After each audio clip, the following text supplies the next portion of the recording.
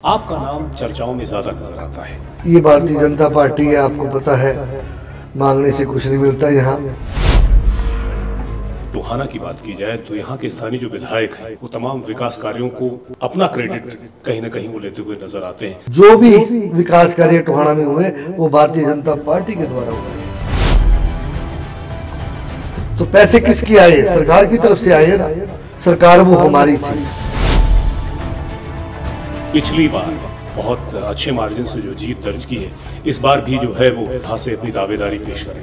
ये तो अपना अपना दावा है। आप विश्वास रखो कि भारतीय जनता पार्टी की सरकार बनेगी। नमस्कार, मैं विवेक कुमार, आप देख रहे हैं A1 हरियाणा। इस वक्त हम टोहाना में मौजूद हैं और टोहाना में एक चर्चित चेहरा नरेश बंसल जी हमारे साथ हैं, जो चेयरमैन हैं मौजूदा समय में नगर परिषद के, और कहेंगे कि राजनीतिक सरोकार भी ज़बरदस्त है। और सबसे बड़ी जो बात है वो है सामाजिक सरोकार की। सामाजिक रूप से इनका एक बड़ा नाम है। आज इनसे बातचीत करेंगे, इस क्षेत्र के राजनीतिक परिदृश्य को लेकर के चर्चाओं का दौर जारी करेंगे। तो बहुत बहुत स्वागत है बंसल साहब। नमस्कार जी। सबसे पहले तो मैं ये जानना चाहूँगा, हमारे तमाम दर्शकों को बताएं कि टोहाना में इस वक्त राजनीतिक परिदृश्य जैसा पूरे हरियाणा में एक माहौल बनता हुआ नजर आ रहा है। भारतीय जनता पार्टी को लेकर के किस तरह की स्थिति आपको नजर आती है? देखिए, भारतीय जनता पार्टी की स्थिति टोहाना के अंदर बहुत मजबूत है। यहाँ के राज्यसभा सांसद हरियाणा के श्रीमान सुभाष बराला जी के नेतृत्व में हम चल रहे हैं पार्टी, और बड़ा अच्छा जनाधार हमें मिल रहा है। हम लोग हर रोज़ लोगों से मिलते हैं जनसंपर्क अभियान के दौरान, और बहुत अच्छा हमें रिस्पॉन्स शहर से मिल रहा है। सुभाष बराला जी का जिक्र किया आपने, आपकी बड़ी नज़दीकियां उनके साथ हैं, पुरानी मित्रता है। एक चर्चाओं का दौर ये भी है कि आने वाले समय में जब टिकट का आवंटन होगा, विधानसभा चुनाव जो आने वाले हैं, आपका नाम चर्चाओं में ज़्यादा नज़र आता है। देखिए, ये भारतीय जनता पार्टी है, आपको पता है, मांगने से कुछ नहीं मिलता यहाँ। और अगर पार्टी हमारे पे विश्वास रखती है तो हम चुनाव बेहतर तरीके से लड़ेंगे, जनता के बीच में जाएंगे और अच्छी तरह से चुनाव हम दिखाड़ के भी दिखाएंगे। नगर परिषद की जो चेयरमैन के तौर पे आपकी बड़ी जिम्मेदारी है। किस तरह के जो है विकास कार्य है, किस तरह की चीज़ों को प्रायोरिटी के साथ आपने किया है अब तक, वो भी बताएं। देखिए, मुझे पूरे आज 2 साल हो गए हैं नगर परिषद का चेयरमैन बने हुए। आप टोहाना में अगर चारों तरफ जाओगे, जैसे कोई लाइटिंग की व्यवस्था है, आप अभी हमने लेटेस्ट 2300 लाइटें टोहाना नगर में लगाई है। और मैं सफाई की व्यवस्था की बात करूं तो हमारा डोर टू डोर का बहुत अच्छी तरह से काम चला हुआ है। शहर में सफाई की व्यवस्था बड़ी दुरुस्त है।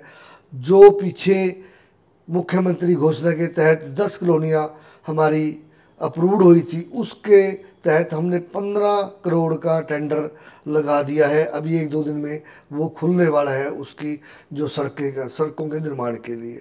और बहुत सी सड़कें जो शहर की गलियां हैं, वो विकास कार्य बहुत सुचारू रूप से चल रहे हैं।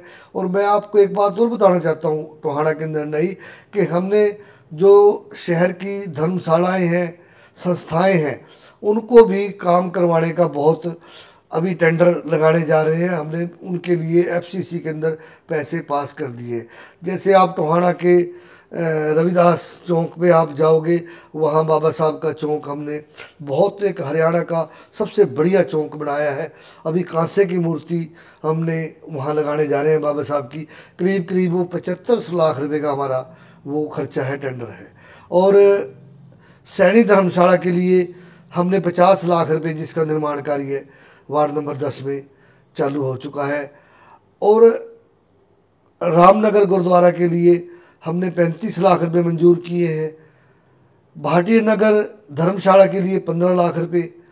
भाटिया धर्मशाला, अरोड़ा धर्मशाला है एक भाटिया नगर में वार्ड नंबर 21 में, उसके लिए हमने 35 लाख रुपए दिए हैं। और सैन धर्मशाला के लिए 15 लाख रुपए दिए हैं। और पंजाबी स्वर्ग आश्रम के लिए हमने 10 लाख रुपए दिए हैं। हनुमान मूर्ति के लिए 15 लाख रुपए दिए हैं। ऐसे ऐसे बहुत सी और भी संस्थाएं, रविदास धर्मशाला है जैसे, उसके लिए वार्ड नंबर 11 में 35 लाख रुपए दिए हैं। वार्ड नंबर 5 में रविदास धर्मशाला है, उसके लिए 25 लाख रुपए दिए हैं। ऐसी ऐसी और भी काफ़ी संस्थाएं हैं। एक जैन सवेतांतर 13 पंथ 22 पंथ सभा है वार्ड नंबर 19 में, उसके लिए हमने 35 लाख रुपए मंजूर किए हैं। मड़िया धर्मशाला है, उसके लिए 25 लाख रुपए धर्मशाला है। और एक जाट सैनी धर्मशाला है 19 वार्ड में, उसके लिए हमने 45 लाख रुपए मंजूर किए हैं।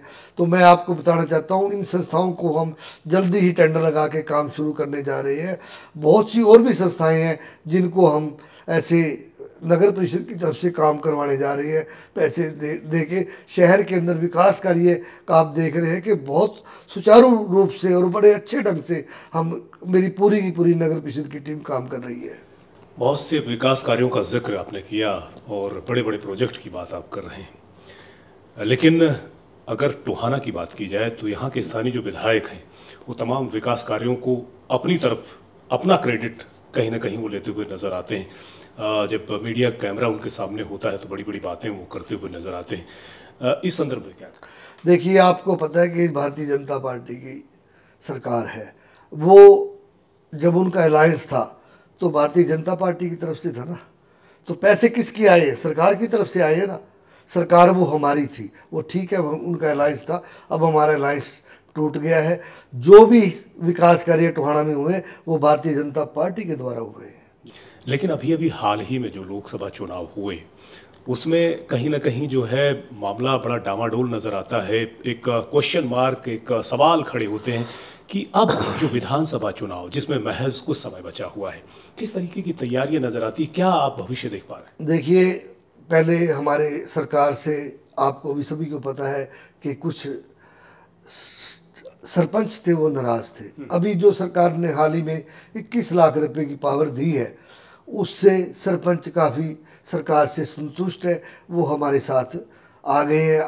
मेन कमजोरी हमारी सिर्फ गांव में थी।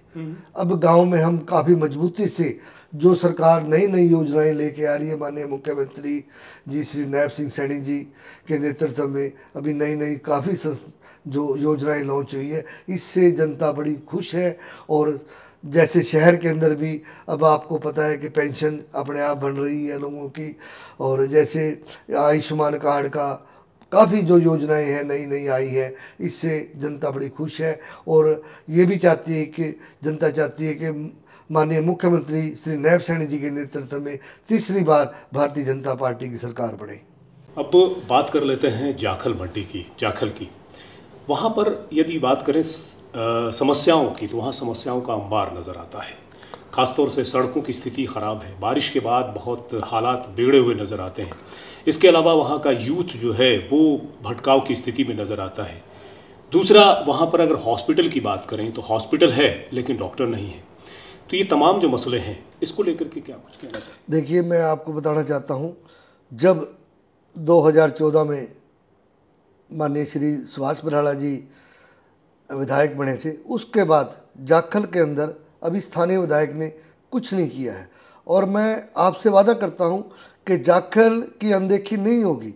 जाखल के अंदर आने वाले समय के अंदर वहां हमारी एक प्रपोजल है कि वहाँ स्टेडियम भी बनेगा, जो वहाँ का सिविल हॉस्पिटल है उसकी कैपेसिटी बढ़ाएंगे हम, और डॉक्टर की जो टीम है अच्छी से नई डॉक्टर की टीम लेके आएंगे, ताकि बच्चों का स्वास्थ्य भी अच्छा रहे और नशे से भटके बच्चे हमारे और खेलों की तरफ उनका ध्यान रहे। जो जाखल की मंडी की समस्या है, कोई गली की है या जैसे आप कह रहे हो कि बरसात का पानी का है, वो पूरी की पूरी समस्या हम जाखल की दूर करने की कोशिश करेंगे और बिल्कुल करेंगे। अगर जो है आपको टिकट मिलती है, आपको मौका मिलता है, तो इस टोहाना क्षेत्र में किस तरह के बड़े काम करवाने की दिशा में आप आगे बढ़ेंगे? देखिए, टोहाना के विकास के लिए अगर मुझे टिकट मिलती है, कल को मैं विधायक बनता हूं, तो बहुत से कार्य हमारे सामने हैं। श्रीमान सुभाष बराड़ा जी ने भी अपने काम करवाए हैं, जो उनके अधूरे कार्य हैं वो हम पूरा करवाने की पूरी की पूरी चेष्टा करेंगे। जिस प्रकार से मैंने अभी स्थानीय विधायक का जिक्र किया, वो तमाम तरह के सामाजिक कार्यों को लेकर के बहुत तेज़ी से आगे बढ़ रहे हैं और उनका ये कहना है, ये दावा है कि उनका जो रसूख है कहीं ना कहीं वो ज़्यादा नज़र आता है और यहाँ की जो टोहाना की जो जनता है वो उनके साथ है। और जिस तरीके से उन्होंने पिछली बार बहुत अच्छे मार्जिन से जो जीत दर्ज की है, इस बार भी जो है वो जो है यहाँ से अपनी दावेदारी पेश करेंगे। देखिए, ये तो अपना अपना दावा है, मैं आपके चैनल के माध्यम से बताना चाहता हूँ, लेकिन इस बार जनता का रुख कुछ और है, भारतीय जनता पार्टी की तरफ है और वो भारतीय जनता पार्टी को ही अपना मैंडेट देगी, अपना विश्वास रखेगी। आप विश्वास रखो कि भारतीय जनता पार्टी की सरकार बनेगी। बहुत से प्रोजेक्ट जो एज ए चेयरमैन आप देख रहे हैं वो हो रहे हैं, इनमें से बहुत से ऐसे जो काम जिनको लेकर के आप काफ़ी आशंकित भी थे, आपको लगता रहा होगा कि ये किस तरीके से होगा, ऐसा कोई प्रोजेक्ट आप बता सकते हैं? देखिए, मैं आपको बता देता हूँ कि एक तो हम यहाँ टोहाना के अंदर नई चीज़ नगर परिषद की तरफ से साइकिल ट्रैक बनाने जा रहे हैं और एक कम्युनिटी सेंटर की जगह पड़ी है मॉडल टाउन के अंदर। उस कम्युनिटी सेंटर का हम 4.5 करोड़ के करीब का टेंडर लगा के नई चीज़ बनाएंगे ताकि जनता के बीच में काम आए। बंसल साहब, साइकिल ट्रैक का जहन में कैसे आया? ये एक नई चीज़ नज़र आ रही है। बिल्कुल, ये साइकिल ट्रैक का ऐसे आया कि टोहाना का जो आउटर है वो काफ़ी खुला है। हाँ। हेड के ऊपर से हमने एक प्लान बनाया है कि मातावाड़ी जोड़ी से लेके इधर से मातावाड़ी गमे से लेके और हेड के ऊपर से घुमाते हुए, ताकि बच्चों को एक नया इसका सलूशन मिले। बच्चे नए नए छोटे हैं, हाँ, वो साइकिल ट्रैक चलाएं और हमारे शहर का नाम रोशन हो। बिल्कुल बिल्कुल, जाहिर तौर पर जो साइकिल का कॉन्सेप्ट है वो बिल्कुल नया इसलिए भी है, स्वास्थ्य और सेहत की दृष्टिगत अगर देखें तो वाकई में आज के दौर में जो है साइकिलिंग बहुत अच्छी कही जा सकती है। जैसे जैसे विलासिता का ये दौर आया, लोग जो है साइकिल से दूर हुए, लेकिन अब एक तरीके से एक नई शुरुआत कही जा सकती है। और ख़ासतौर से यदि टोहाना की बात करें, बंसल साहब कह रहे हैं कि उसके लिए एक अलग से ट्रैक होगा, तो ये सेहत के लिए और स्वास्थ्य के लिए एक नया ट्रैक, एक नई राह जो है यहाँ बनती हुई नज़र आती है। तो तमाम जो दर्शक आपको देख पा रहे हैं, उन्हें A1 हरियाणा के माध्यम से क्या मैसेज देना चाहें, क्या कहें? मैं तो आपके चैनल के माध्यम से यही जनता से दरख्वास्त करता हूं कि आने वाले समय में भारतीय जनता पार्टी, जैसे माननीय नरेंद्र मोदी जी की सरकार तीसरी बार सेंटर में बनी है, उसी तरह माननीय नायब सिंह सैनी के मुख्यमंत्री जी के नेतृत्व में भारतीय जनता पार्टी में अपना विश्वास रखे और तीसरी बार सरकार बनाए। इन्हीं के साथ आपका बहुत बहुत धन्यवाद। मंजर साहब, शुक्रिया बातचीत करने का। थैंक यू, आपके चैनल का बहुत बहुत धन्यवाद। तो जाहिर तौर पर टोहाना में स्थिति साफ नज़र आती है और ख़ासतौर से बंसल साहब जो हमारे साथ थे, उनका कहना है कि यदि उन्हें अवसर और मौका यहाँ की सरकार की तरफ से इन्हें मिलता है, बीजेपी की तरफ से, तो जाहिर तौर पर वो तमाम कार्य जो अभी इन्होंने जिन्हें पटरी पे लेकर के आए हैं चेयरमैन होने के नाते, और लगातार बहुत नए काम यहाँ देखने को मिल रहे हैं, उन्हें और गति मिलेगी और तेज़ी से वो होते हुए नजर आएंगे। और हरियाणा में एक बार फिर से, यानी तीसरी बार यदि बीजेपी की सरकार आती है, तो जाहिर तौर पर यहाँ की स्थिति, यहाँ का परिदृश्य और बेहतर होता नजर आएगा। बहुत बहुत शुक्रिया A1 हरियाणा से जुड़ने के लिए। लेटेस्ट वीडियोस के लिए अभी सब्सक्राइब करें A1 हरियाणा को और प्रेस करें बेल आइकन ताकि सभी अपडेट्स आपको मिले सबसे पहले।